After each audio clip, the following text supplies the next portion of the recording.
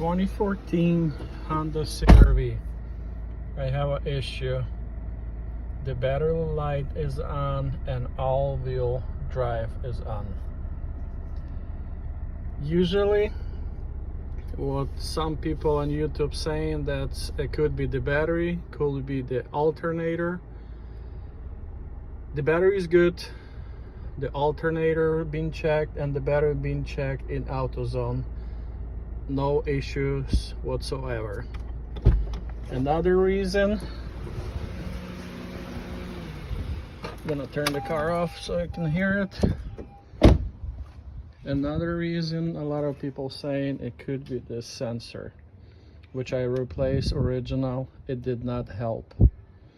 But when I checked the schematics, these two wires going to the computer and alternator wire, if you can see that, it's going to the computer too.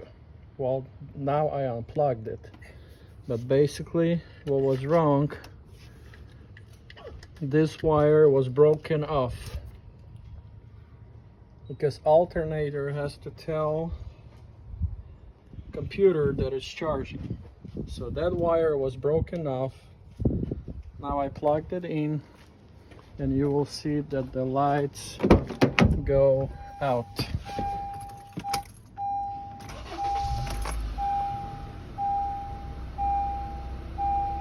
No lights.